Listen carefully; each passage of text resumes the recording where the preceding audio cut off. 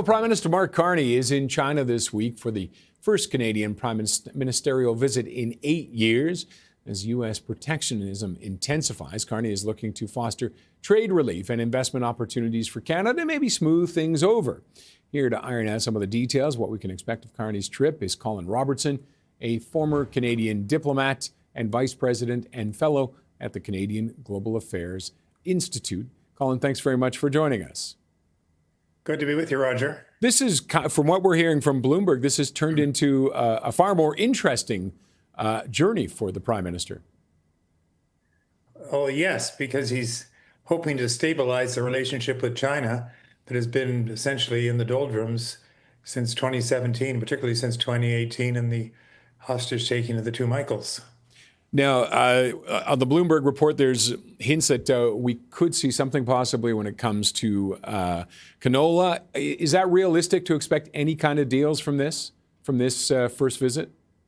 I think more likely to see a process set in place that will eventually lead to movement on the tariffs on both sides. The EV tariffs that Canada's applied in tandem with the United States in a couple of years ago now, when Chrysler Freeland was our finance minister, and the Chinese response with the tariffs, not just on canola, Roger, but also on seafood and on seafood and pork. So these are important. Chinese were quite astute in putting these tariffs on. They chose to put them on products that came from other parts of Canada. So they've also played into our federal relations splits. And are the tariffs on EVs, can that be on the table, do you think? I'm just trying to envision, trying to balance with our negotiations with the U.S. So you think I think that's a critical piece. And yes, I do. I think they can be. But I think, as even Premier Ford has said, we would look at this if the Chinese were going to do manufacturing in Canada, creating, as he put it, uniform jobs with technology transfers. And I think that would be our asking point. If you want to come in here, just the same way the Koreans and the Japanese came in the 90s and on, we did it in such a way that they situated in Canada and created jobs, just going back to the original Auto Pact, which ensured jobs in Canada. But if we're at risk of losing those jobs because of Mr. Trump's actions, then we do have to look at other alternatives.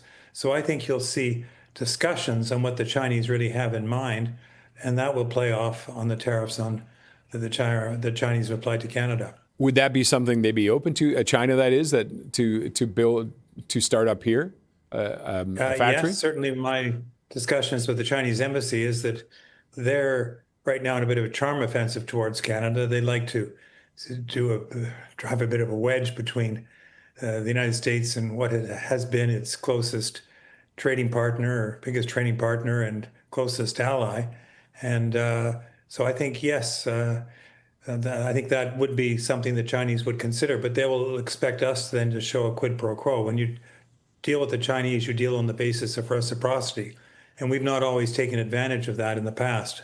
I think sometimes we've been a bit naive, but I think we go into this, as they say, eyes wide open, but also quite prepared to discuss the full range of things and hoping to getting, as I say, stabilize the relationship and make progress on trade and investment, people-to-people ties, and discuss what the red lines are in other areas like Chinese interference in Canada and disinformation campaigns. Now, do you think China would be willing to play fair with some of those things? I think that China, just like other countries like India, they will push our boundaries as far as they can unless we act. And I think we have not been good at enforcing our own red lines in the past, but I think that is changing. I think Canadian public opinion wants to see enforcement, and I think Canadian parliamentarians.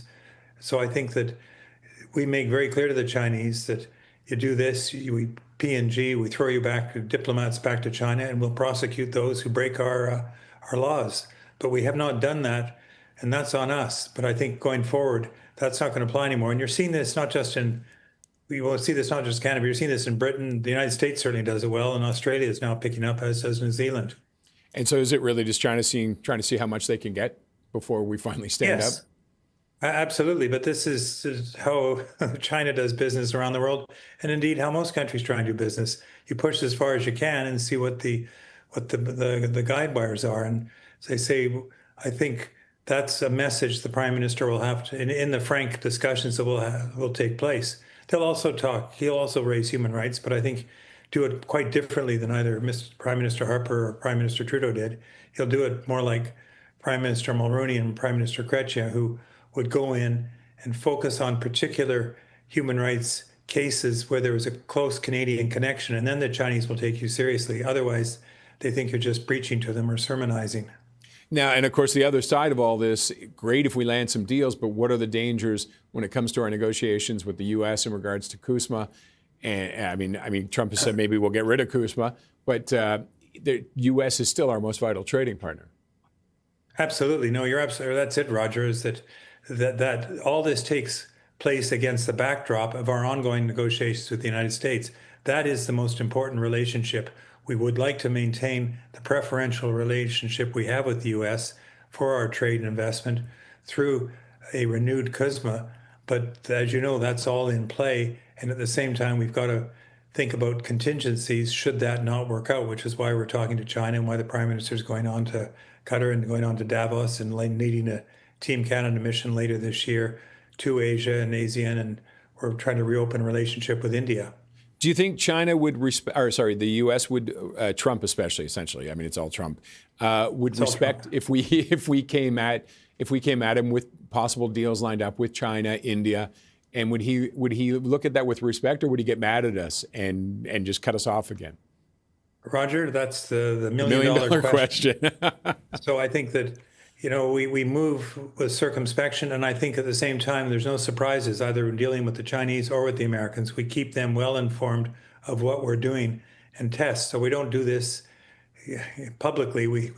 Our new ambassador, Mark Wiseman, will be very busy when he gets to Washington, and we'll be doing the same thing in China through Jennifer May, our ambassador there.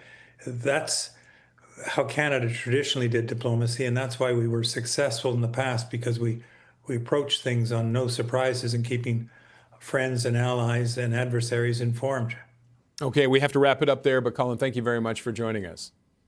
Thanks, Roger. Colin Robertson is a former Canadian diplomat and vice president and fellow at the Canadian Global Affairs Institute.